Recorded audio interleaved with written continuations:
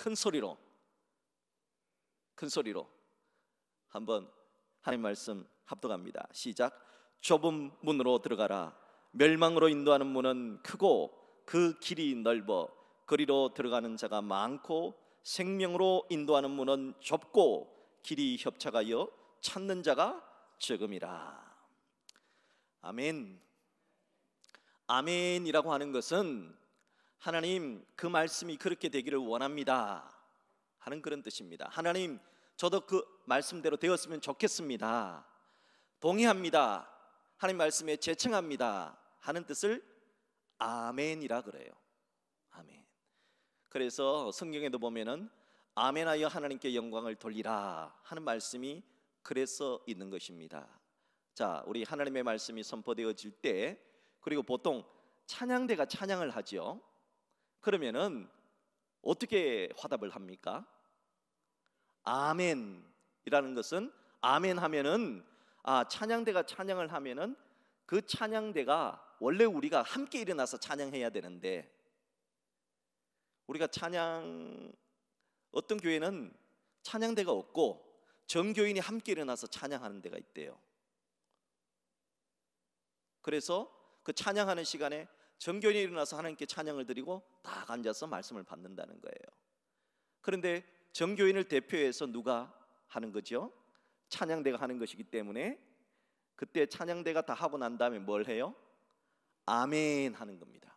그러니까 아멘을 하면은 우리 이 회중석에 앉은 분들도 찬양대에서 찬양하지 않았지만은 동일하게 하나님께 영광을 돌려드립니다 하는 뜻을 가지고 있는 것이 아멘이라는 뜻입니다. 그러니까 아멘이라고 하는 말은 굉장히 좋은 뜻으로 사용되어지고 있다는 것을 알 수 있습니다. 1517년 10월 31일, 그날은 기독교 역사에 새 바람이 불어온 날입니다. 그날은 마르틴 루터가 비텐베르크 성 대문, 교회 대문에 큰 대자보를 붙이고 95개의 조의 논제를 붙인 날입니다. 사실 루터는 큰 기대를 가지고 있지 않았습니다. 왜냐하면 몇 주일 전에도 루터는 그 당시의 가톨릭 신학을 스콜라 신학이라고 합니다. 스콜라 신학이라고 하는데요, 그 스콜라 신학이 잘못되었다 하는 반박문을 붙였기 때문입니다. 당시 가톨릭 신학은, 스콜라 신학은 예수님은 공로가 많다, 나만 돈다, 그리고 사도 바울 같은 분이라든지 사도 베드로 같은 분이라든지 야고보 같은 분이라든지 그리고 예수님의 어머니 마리아 같은 분이라든지 이런 분들은 공로가 천국에 들어가고도 남는다. 그 남는 공로를 보물창고에, 하늘 보물창고에 가득 쌓아놨는데 그 보물창고를 움직일 수 있는 사람이 누구냐? 교황이다 하는 신학이 스콜라 신학에 있었어요. 그러니까 교황은 하늘의 신의 대리자로서 예수님이 남는 공로, 마리아가 남는 공로, 사도 바울과 모든 성인들이 공로가 천국에 들어가고도 남으니까 그 남은 공로를 교황이 사용해서 주고 싶은 자에게 주고, 너는 아무래도 천국에 들어가기가 요 정도 모자라겠다 그러면은 교황이 하나님 저 정도를 줍니다 하면 그 사람은 천국 가게 된다. 이 스콜라 신학이 잘못이다, 이건 성경에도 없는 신학이다 라고 강력하게 비판했던 사람이 마르틴 루터였습니다. 그러나 마르틴 루터가 그렇게 얘기하자 컵방귀도 안 끼는 거예요. 야, 루터 너 그러다가 한 방에 훅 간다, 너 조심해라. 다른 동료 신학교의 교수들이 마르틴 루터한테 너 교황한테 함부로 그렇게 말하다가 큰일 난다, 그러면 안 돼 하면서 두들겨 말린 거예요. 자, 그러니까 마르틴 루터가 비텐베르크 성 대문 교회 대문에다가 95개의 논제, 즉 지금 현재 판매하고 있는 부적은 잘못이다 하는 이 면죄부에 대한 반박문을 붙인 것에 대해서 사람들이 별로 관심을 갖지 않았습니다. 당시 루트의 관심사는 목회적 고민 하나밖에 없었습니다. 루터는 그 당시에 신학교에서 교수이기도 했지만 자기에게 고해성사를 하는 신자들이 있었습니다. 여러분, 고해성사를 어떻게 하신지 아십니까? 안 해봐서 잘 모르죠. 저도 잘 모르는데, 그래서 영화를 보니까 고해성사를 어떻게 하냐면은 이 조그마한 방이 있어요. 나무로 된 방에 신부가 한 명 있고 그 옆에 신자가 들어가서 자기 죄를 얘기합니다. 오늘 욕을 심하게 했습니다. 근데 욕을 해야 될 욕보다 더 심한 욕을 했습니다. 형제님, 무슨 욕을 했습니까? 그러면은 제가 누구누구를 XXXX라고 이렇게 심하게 욕을 했습니다. 아, 그래요? 형제는 그 입에 문제가 있군요. 앞으로 성경 창세기를 50번 읽으세요. 자, 그러면은 집으로 들어가서 그 사람은 창세기를 50번 읽으면 어떻게 돼요? 그 죄가 감해진다.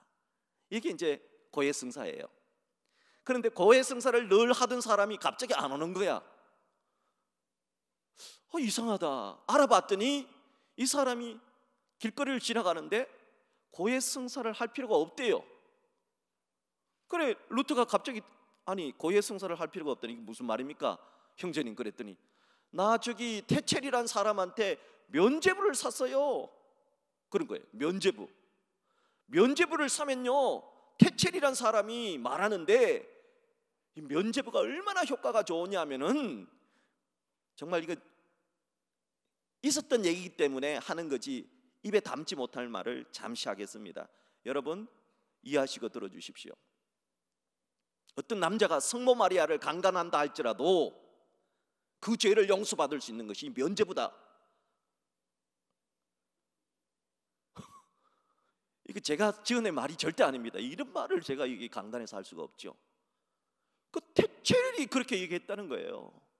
면죄부는 어떤 죄도 용서받을 수 있다. 내가 그걸 샀는데 뭐 이제 신부님한테 갈 필요가 없죠.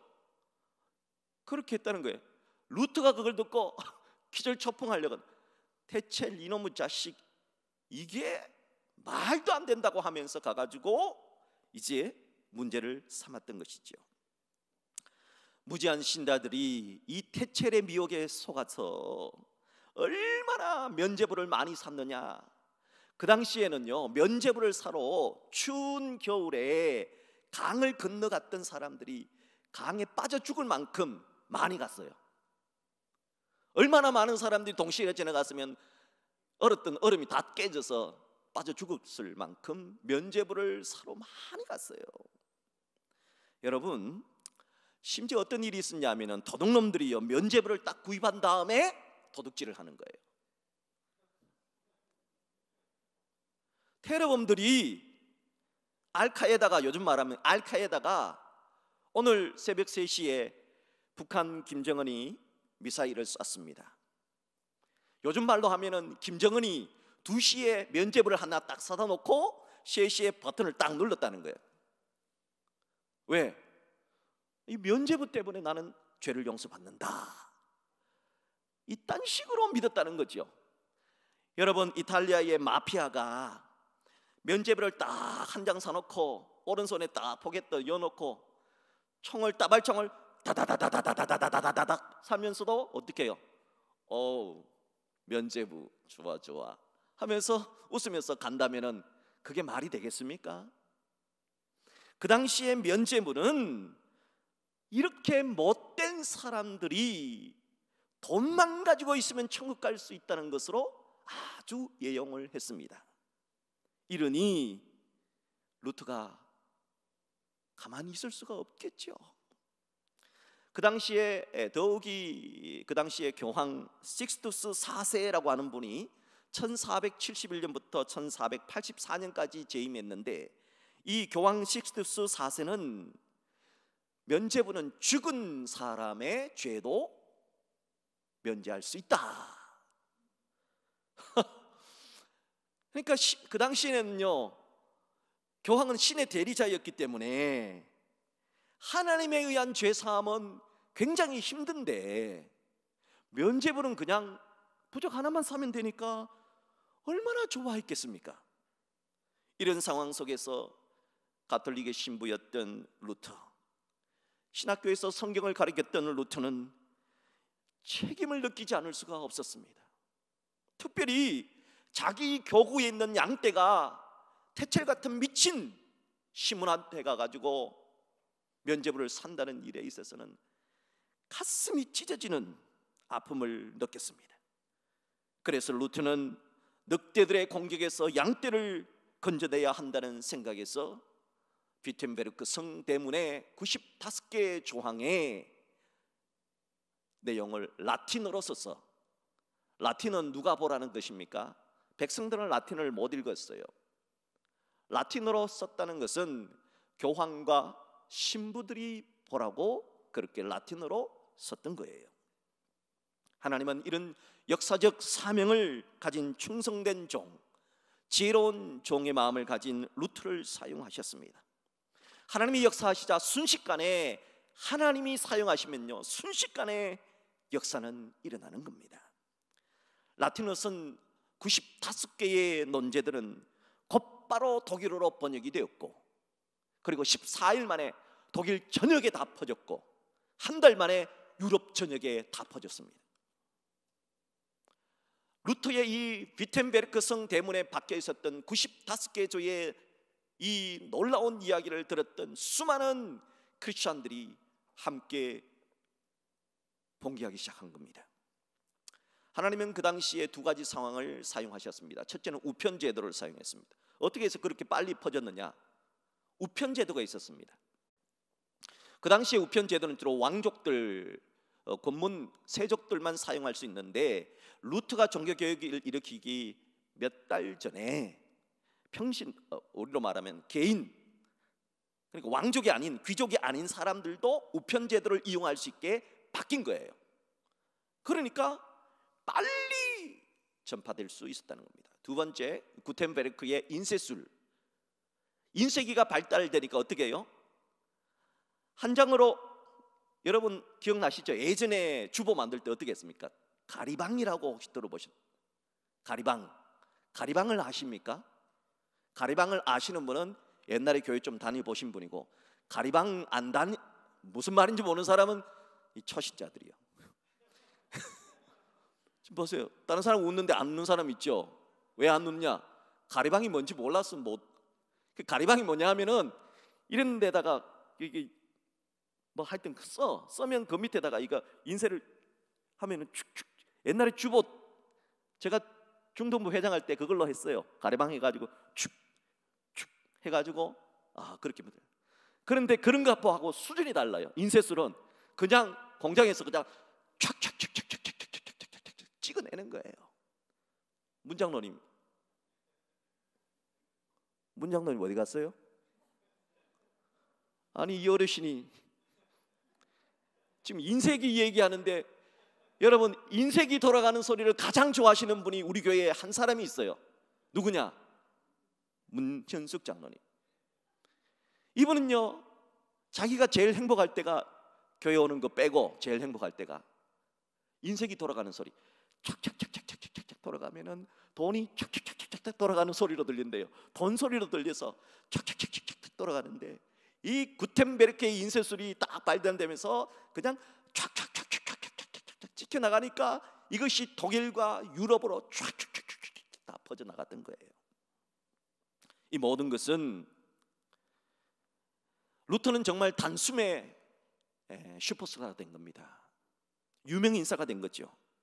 많은 사람들의 관심이 그에게 집중되었고, 특별히 교황을 싫어했던 황제들과 교황을 싫어했던, 교황을 아주 미워했던 왕들이 있어요. 늘 교황한테 구박받던 왕들, 응? 교황이 왕들한테 너 계속 잔소리를 해야 되니까 왕이 두고 보자 했는데 이 교황에 대해서 한번 확 해주니까 루트를 지원하겠다는 황제들과 귀족들이 결집하게 된 것입니다. 루터가 깜짝 놀란 거예요. 이 모든 것은 루터가 아니라 하나님의 인도하심이 있었습니다. 그래서 루터는 고백하기를 눈 가리개를 쓴 말처럼 어떤 힘, 어떤 강력한 힘에 이끌렸다. 어떤 힘일까요? 하나님이 일하신 것입니다. 지금으로부터 2000년 전에도 이와 동일한 사건이 있었습니다. 거부할 수 없는 어떤 강력한 힘이 제자들이라고 하는 사람들에게 임했습니다. 예수님의 말씀 한마디, 몸짓 하나하나에 자기도 모르게 예수의 뒤를 쫓는 자들이 있었어요. 수천 명의 무리가 군집을 이루어 예수님을 따르기도 했고, 예수님의 모습을 한 번이나 보고 싶어서 멀리서부터 사흘 길을 찾아온 사람들도 있었습니다. 게다가 예수님 때문에 가족을 버리는 사람, 생계도 뒤로 하고 재산마저 팽개치고 예수를 따르던 사람들이 있었습니다. 사람들은 그들을 제자라고 불렀습니다. 분명 예수님에게는 먹을 양식도 없어요. 예수님 집도 하나 없어요. 세상 권세도 없어요. 심지어 볼품도 없었습니다. 여러분, 우리가 예수 영화를 보면 예수는 굉장히 멋있게 핸섬하게 나오죠. 여러분이 알고 있는 예수님의 모습 대부분 어때요? 멋있죠. 그러나 이사야 성경을 통해서 보면은 볼품이 없습니다. 예수님이, 여러분 천국에 한번 가서 보십시오. 여러분이 상상한 것보다 조금 얼굴이 아닐 수 있어요. 그래서 자기가 약간 못생겼다고 생각하는 사람은 희망을 가져야 됩니다. 여하튼 간에 예수님이 너무 빛나서 우리가 보기가 힘들겠지만은 예수님 볼품이, 이 지상에서는 볼품이 없었다고 되어져 있어요. 그런데도 제자들은 예수를 따랐습니다. 그러니 이 일은 분명 전능자의 강력한 힘에 이끌려 제자가 된 것이지요. 진리를 본 사람은 진리를 외면할 수가 없습니다. 500년 전 마르틴 루터도 진리에 이끌려 발걸음을 뗐는데요, 2000년 전 제자들도 진리이신 예수님에 이끌려 자기 삶을 그분께 맡긴 것입니다. 그리고 거기서부터 역사는 진행이 됩니다. 하지만 예수를 따른다는 것은 만만한 여정이 아닙니다.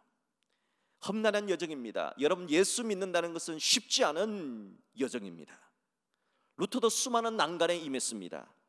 교황으로부터 파문을 당했습니다. 신부직 박탈당했습니다. 교수직 박탈당했습니다. 적재자들로부터 죽음의 위협을 받았습니다. 납치도 당했습니다. 루터는 그래서 몰래 변장을 하고 다녔습니다. 루터가 수염을 기르기도 하고 복면을 쓰고 다니기도 했습니다. 그리고 루터가 몰래 숨어서 살게 되었던 겁니다. 분명 그 길이 진리의 길이며 복음의 길임을 누구보다 잘 알았지만 루터에게, 제자들에게 험난한 여정이 있었고 죽음의 위협과 비난과 질타, 핍박과 고난이 있었던 겁니다. 예수를 따른다는 것은, 예수 믿는다는 것은 쉽지 않아요. 여러분, 이 시간에 우리가 이 자리에 있다는 것은 쉽지 않은 선택입니다. 잘 오셨습니다. 하나님께서 여러분을 복 주시기를 주의 이름으로 축복합니다. God bless you. 미국의 대통령이 우리나라에 와서 국회에서 연설을 했습니다. 미국 대통령 트럼프가 연설을 할 때 뭐라고 연설을 하냐? 여러분, 가장 감명적인 연설이 뭔지 아십니까? 미국 트럼프가 국회의원들을 대상으로 God bless America, God bless Korea라고 연설했습니다. 여러분, 국회에서 한국 사람들은 하나님의 이름을 한 번도 부른 적이 없으니까 하나님은 아주 무지한 트럼프를 불러다가 God bless Korea라고 축복한 겁니다. 여러분, 하나님은요, 당나귀도 쓰시고요, 하나님은 느부갓네살도 쓰시고, 하나님은 트럼프도 쓰시고 다 쓰십니다. 우리가 말하지 않으면 다른 사람이 말합니다. 한국의 국회의원들 가운데 50%가 크리스찬인데도 국회에서 God bless Korea라고 한마디도 하지 않으니까 세상 사람들부터 조롱받는 크리스찬 트럼프를 통해서 God bless Korea를 말하게 하신 겁니다. 하나님이 하신 겁니다. 하나님이 하신 겁니다. 진리라고 하는 것은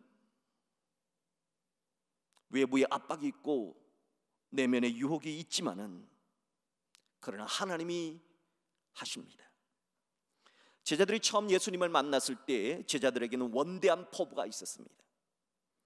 일제강점기에 우리 조선의 백성들이 가지고 있었던 소망은 오로지 하나였습니다. 대한 독립 만세였습니다. 로마 제국, 로마 식민지 치하에서 비참하고 굴욕적인 삶을 살았던 이스라엘 백성들의 소망은 역시 하나였습니다. 이스라엘 독립 만세였습니다. 이스라엘을 로마로부터 해방시켜줄 강력한 힘을 가진 메시아, 바로 그 메시아를 소망했습니다. 그런데 예수가 나타나서 범상치 않은 기적을 행하십니다. 병든 자를 고치십니다. 죽은 자를 살려냈습니다. 바다를 잠잠케 하십니다. 바다 위를 걸어오십니다. 이분이라면 자신들의 인생을 걸 수 있을 것이라 판단했습니다. 예수님이 보여주신 표적, 확신의 참 말씀, 그분을 뒤따르는 수많은 군정들을 목도하면서 예수를 따르면 내 미래가 보장될 거라 확신했습니다. 그래서 제자들 중에는 우리를 하나는 주의 우편에 하나는 주의 좌편에 앉게 하여 주소서 이렇게 요구하기도 했지요. 하지만 예수님은 다음과 같이 말씀하셨습니다. 같이 할까요? 시작. 너희 중에 누구든지 크고자 하는 자는 너희를 섬기는 자가 되고 너희 중에 누구든지 으뜸이 되고자 하는 자는 모든 사람의 종이 되어야 하리라. 예수님이 이 땅에 오신 이유는 자기 목숨을 다른 사람의 대성물로 주려고 왔다 하셨습니다. 이것은 제자들이 애시당초 기대했던 바와는 너무 달라. 예수님이 독립을 일으키실 강력한 파워를 가진 왕으로 오기를 원했지, 예수님이 죽는다는 말은 너무너무 싫었습니다. 그래서 제자들이 배신한 이유가 여기에 있었던 것이죠. 500년 전 마르틴 루터는 선언했습니다. 바로 제 63조항에서 이렇게 말했습니다. 같이 한번 읽습니다. 하지만 이 보물은 가장 싫게 여겨지는 것이기도 하다. 왜냐하면 이는 처음 된 자를 나중된 자로 만들기 때문이다. 제 63조항에서 보물이라고 하는 것은 바로 예수 그리스도가 선포하신 십자가와 부활의 복음을 말합니다. 교회의 보물은 무엇일까요? 복음입니다. 한번 따라할까요? 교회의 보물은 은과 금이 아니라 예수 십자가와 부활의 복음입니다. 복음이 보물입니다. 복음이 우리가 쫓아야 할 진리입니다. 그러나 이 보물은 중세시대의 환영을 받지 못했습니다. 왜냐하면 복음이라고 하는 보물은 처음 된 자를 나중되게 만들잖아요. 반대로 세상에서 저 끝자리에 있는 사람을, 꼴찌들을 상석으로 데려다 놓잖아요. 그러니 그 당시에 귀족 사회에서 싫었던 거지요. 꼴찌는 그냥 계속 꼴찌로 살고, 우리 귀족은, 왕이나 귀족은 계속 1등으로 살아야 된다.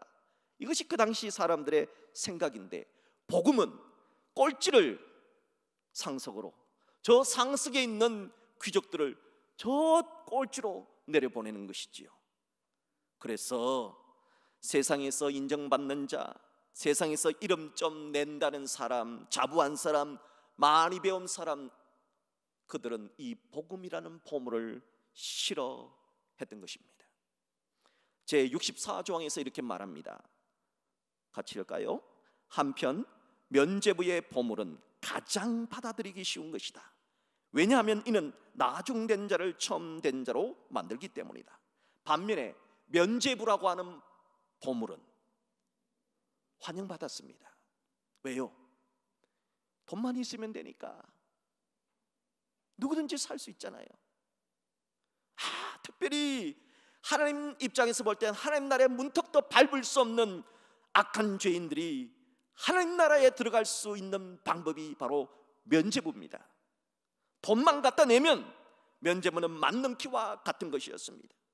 이 면죄부를 소유하기만 하면은 나중될 뻔하다가도 금세 원상태로 전환되고 지금 앉아있는, 지금 누리고 있는 이것을 계속해서 천국에서도 누릴 수 있게 만든다는 것이니 이만한 매력이 없지요. 어떤 양심의 가책도 없어요. 회심의 흔적도 은총의 갈구도 필요치 않습니다. 이처럼 너무나 손쉬운 방법이고 효과적이잖아요. 마법도 이런 마법이 없지요. 그러니 이제 돈만 있으면 됩니다. 돈만. 그러니까 여기에서 새로운 신앙이 탄생합니다. 바로 돈의 신앙입니다.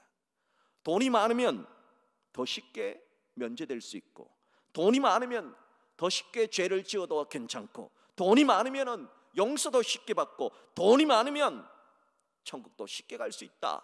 왜요? 뭐 때문에요? 면죄부가 있으니까. 그러니까 마피아들의 가슴에 뭐가 다 하나씩 있겠습니까? 나 이런 사람이야. 면죄부 있어. 도둑놈들이 면죄부를 하나 딱 꽂아놓고 도둑질하고. 이게 세상이 망조지요, 망조. 자, 그래서 루트는 이렇게 말합니다. 제 65조항 시작. 그러므로 복음의 보물은 이전에 사람을 위해 불을 낚았던 그물이었다. 제 66조항 그러나 면죄부의 보물은 지금 불을 위해 사람을 낚고 있는 그물이다. 본래 복음은 사람 낚는 그물입니다. 예수님이 제자 안드레와 베드로를 처음 불렀을 때 뭐라고 말씀하셨습니까? 나를 따라오너라.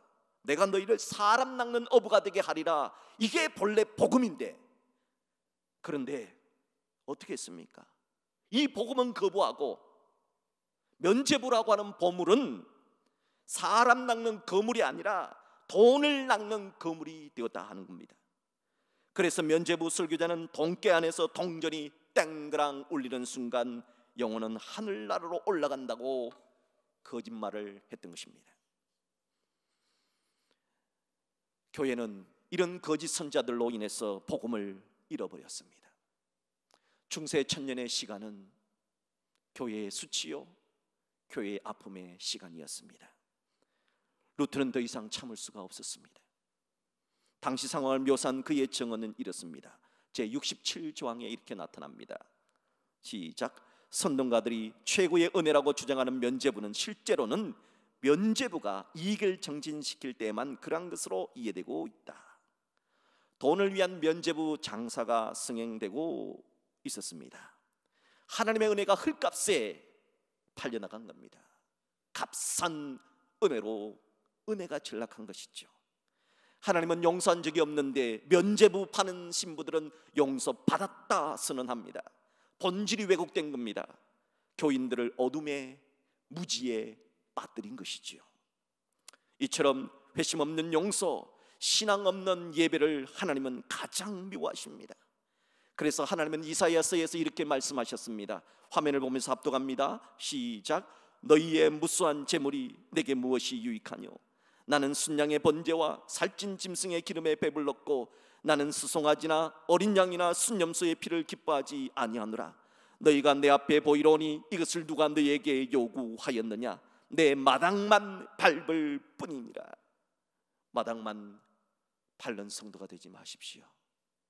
교회 온다고 다 크리스찬이 아닙니다. 예배 중에 앉아있다고 다 크리스찬이 아닙니다. 어떤 사람은 마당만 밟다가 가는 사람이 있습니다. 그래서 예수님도 이렇게 일침을 가하셨습니다. 합독할까요? 너희가 박하와 회향과 건채의 11조는 드리되 율법에 더 중한 바 정의와 긍휼과 믿음은 버렸도다. 그러나 이것도 행하고 저것도 버리지 말아야 할지니라.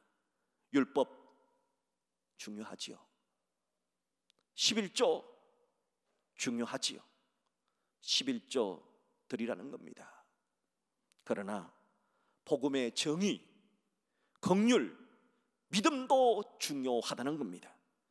율법도 중요하고 복음도 중요하다는 겁니다. 구약도 중요하고 신약도 중요하다는 겁니다. 너희들은 둘 다 행하라 하십니다. 제 68조항입니다. 같이 하지만 이는 사실상 하나님의 은혜와 십자가 신앙과 비교해 볼 때 가장 무의미한 은혜에 불과하다. 여러분, 면죄부의 은혜는 무의미한 은혜라는 겁니다. 하나님은 단 한 번도 하나님의 은혜를 인간이 만들어낸 그 어떤 것과 바꾼 적이 없습니다. 하나님께서 은혜를 베푸시 않았는데 어떻게 구원받았다고 자만할 수가 있습니까? 하나님의 용서가 주어지지 않았는데 어떻게 면죄부라는 종이 한 장으로 영원한 형벌을 면했다고 안심할 수가 있단 말입니까? 여러분은 하나님의 용서를 받으셨습니까? 하나님께서 여러분의 죄를 사해 주신다는 용서의 확신이 있습니까? 십자가를 보면은 내가 그곳에 죽었다는 확신이 드십니까? 십자가는 내가 죽고 내 죄가 죽고 이제는 거듭난 내가 다시 살아난다는 상징입니다. 십자가는 나의 옛날, 죄된 옛날에 나는 죽고 이제 새로운 그리스도 안에서 새 사람으로 태어났다는 의미인 것입니다. 여러분, 십자가를 바라보십시오. 그것에 누가 달려야 됩니까? 예수님이 죄가 있어서 달린 겁니까? 원래 십자가는 우리가 달려야 되는 것입니다. 그런데 예수님이 달리신 겁니다. 예수님께서 우리 죄를 위해서 죽으셨습니다. 그러므로 예수 십자가를 바라볼 때, 예수님이 죽을 때 내가 죽고 예수님이 살아날 때 내가 다시 산다는 그런 믿음이 있어야 됩니다. 한 번 더 십자가를 바라보고 한번 이렇게 고백해 봤으면 좋겠네요. 십자가에 달릴 때 내가 달렸고 예수님 부활할 때 저도 부활했습니다. 할렐루야, 아멘. 예수 부활, 내 부활, 예수 십자가, 내 십자가가 되어야 됩니다. 2000년 전 예수님이 베드로를 향해서 사탄아 내 뒤로 물러가라 그렇게 꾸짖으신 이유가 뭡니까? 교황들은 잘 들어야 됩니다. 자신들의 교황의 원조라고 말하는 베드로를 향해서 예수님이 뭐라고 말했습니까? 사탄아 내 뒤로 물러가라고 말했습니다. 뭐 때문에 그랬습니까? 십자가의 길을 막아버렸기 때문입니다. 예수님은 분명히 말씀하시기를 누구든지 나를 따라오려거든 자기를 부인하고 자기 십자가를 지고 나를 따를 것이니라 했습니다. 예수님은 십자가와 부활의 복음을 배격하는 모든 것을 가장 싫어하십니다. 예수님의 길은 자신의 공로나 업적이나 소유를 앞세우지 않는 길입니다. 그러므로 주님을 쫓는 제자라면 주님 다시 오실 때까지 진리의 길, 좁은 길을 가야 하는 것입니다. 주님 말씀하시면 가고, 한번 쭉 따라 할까요? 시작. 주님 말씀하시면 가고, 주님 말씀이 아니면 안 가고, 주님 뜻이라면 하고, 주님 뜻이 아니라면 안 하는 것, 이것이 십자가입니다. 물론 그 길은 쉽지 않습니다. 제자들도 여러 차례 실패했고 낙오하기도 했습니다. 하지만 분명한 그 길 끝에 영생이 있고 천국이 있다는 것입니다. 예수님은 너희도 이 길을 걸으라 말씀하셨습니다. 예수의 제자된 우리들은 그 길 끝에서 우리에게 주어진 그 십자가를 지고 끝까지 가다가 그 길 끝에서 주님을 만나보게 될 것입니다. 그러므로 오늘도 우리는 교회의 참 보물인 복음, 예수를 믿음으로 말미암아 주어지는 하나님의 은혜의 복음을 쫓고 살아가야 합니다. 한 번 더 힘차게 외쳤으면 좋겠습니다. God bless Korea. 여러분, 우리 대한민국을 축복해야 됩니다. 한번 힘을 내서 한번 축복하겠습니다. God bless Korea. 한 번 더 힘내서 축복합시다.